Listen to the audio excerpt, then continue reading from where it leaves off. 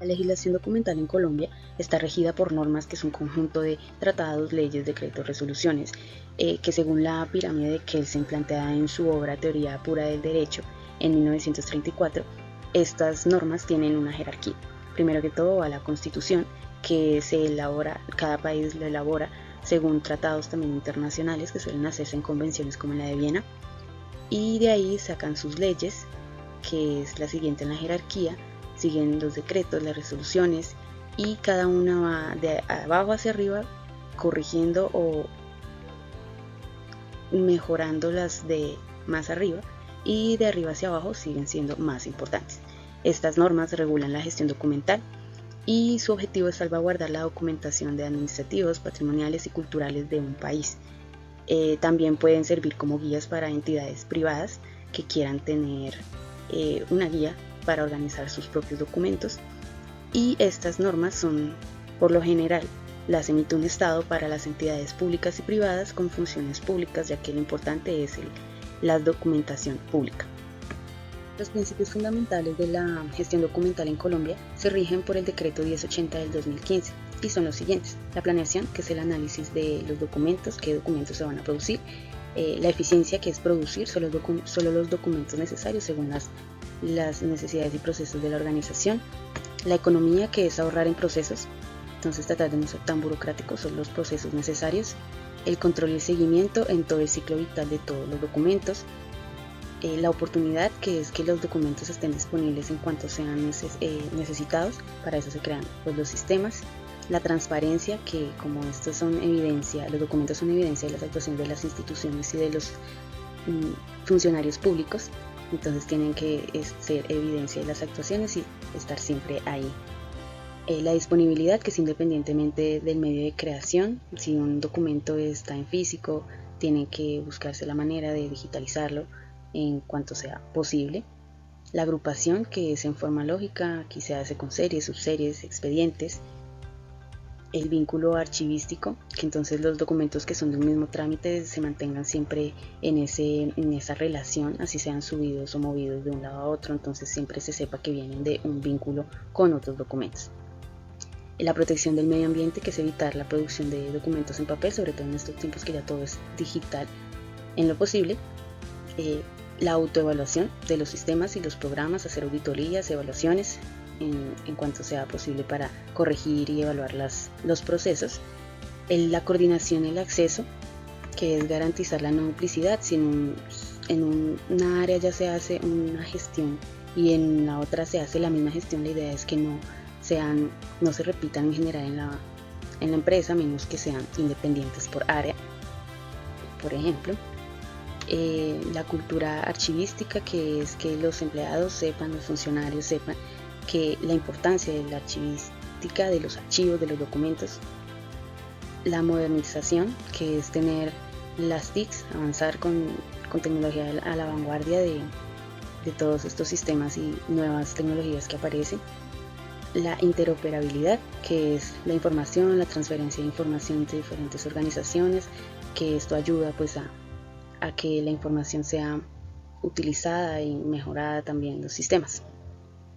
La orientación al ciudadano, pues facilitar los servicios tanto físicos como en línea.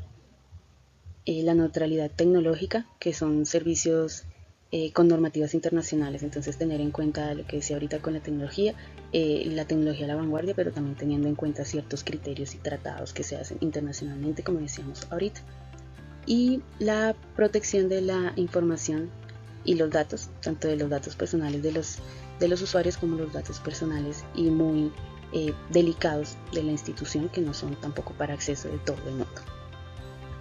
La importancia de la legislación documental enmarca la expedición, tratamiento y preservación de documentos, lo cual es una ayuda para las entidades públicas y algunas privadas que pueden encontrar en esta legislación cómo organizar sus documentos, y esto también hace que todas actúen de una manera similar, lo cual ayuda al acceso a los documentos.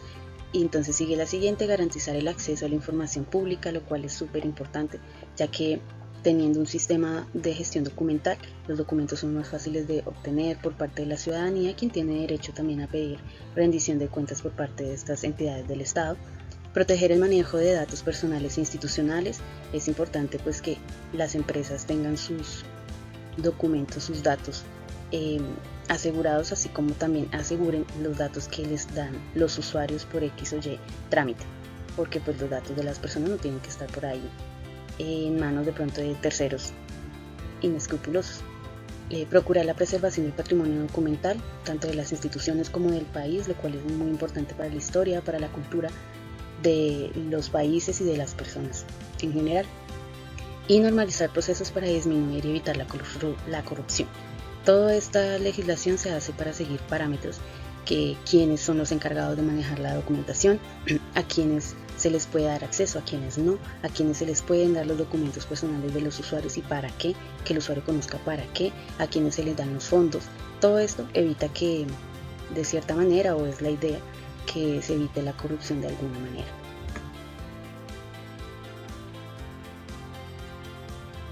La Constitución Política de Colombia tiene 41 derechos fundamentales, entre los cuales voy a destacar los siguientes. El artículo 13, que nos hace libres e iguales ante la ley, es decir, las entidades públicas no nos pueden discriminar por motivos de raza, orientación sexual, descendencia, entre otros. Está el artículo también 15, que es el de la igualdad y el buen nombre, en el que tenemos derecho a verificar, a corregir y saber qué datos tienen las entidades de nosotros en sus bases de datos. También tenemos derecho a la libertad de expresión y a recibir información veraz en el artículo 20, así también como de formar medios de comunicación independientes para que la información no sea monopolizada por ciertos medios de comunicación nada más. El artículo 23 nos habla de presentar peticiones. Tenemos derecho a solicitar a las entidades públicas documentos, información, y ellos nos tienen que resolver en la mayor brevedad posible. En el artículo 31 también habla del derecho a la apelación y a consultar las sentencias. Entonces, si a alguien le es inculpado por algo, tiene derecho a saber por qué y qué documentación hay al respecto, qué evidencias. Todas estas leyes todos estos artículos, hablan de el acceso a la información, el derecho al acceso a la información y la protección de datos personales. También en Colombia tenemos la ley 1712 del 2014, que es la ley de transparencia y el derecho al acceso a la información pública nacional, de la cual hablaremos más adelante. En 1989 se emitió la Ley 80, que crea el AGN, o el Archivo General de la Nación Jorge Palacios Preciado, en Colombia. Este Archivo General de la Nación tiene como funciones crear el Sistema Nacional de Archivos, cuyo objetivo principal es la conservación del patrimonio documental. También tiene que emitir los decretos, las políticas para el uso de esos documentos del patrimonio, porque la idea es que el patrimonio también llegue a la comunidad, sea accesible a la comunidad. Tiene también el deber de seleccionar qué documentos van a estar en custodia del Archivo General de la Nación, establecer cuáles son patrimonio, cuáles no. También debe establecer una política nacional de archivos, con la idea de que los archivos privados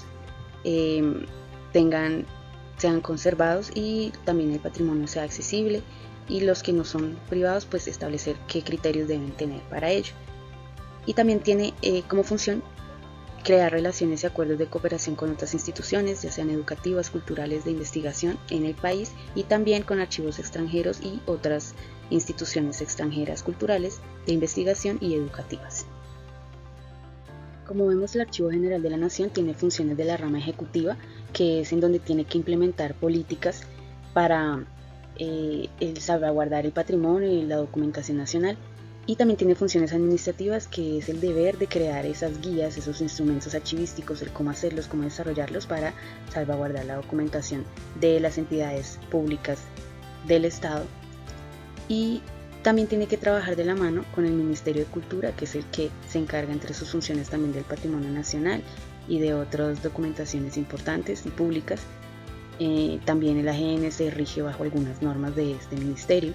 El Ministerio del Interior también es importante, porque es el que se encarga de que los derechos humanos sean cumplidos, estén debidamente formulados entre las políticas de la AGN.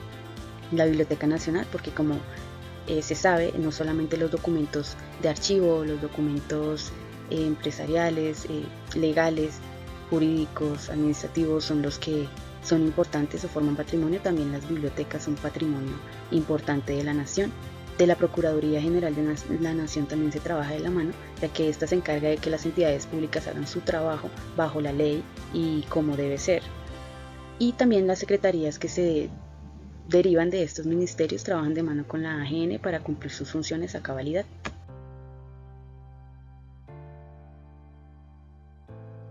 Dado el crecimiento exponencial de la información que tenemos hoy por las nuevas tecnologías, por los dispositivos que cada vez se mejoran, la inteligencia artificial, las redes sociales, se genera una problemática documental en la que tenemos desafíos pero también oportunidades.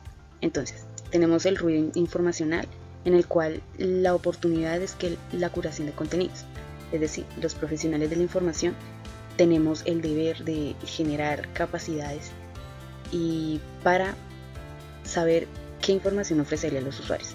Tanto en los archivos como en los centros de documentación, en las bibliotecas, tenemos que saber realizar esta tarea, porque el ruido informacional consiste en que hay mucha información, pero no toda es útil, no toda la que arroja Google es buena, no todo lo que dice una IA viene de una fuente confiable. Entonces la tarea de los profesionales de la información es curar esa información.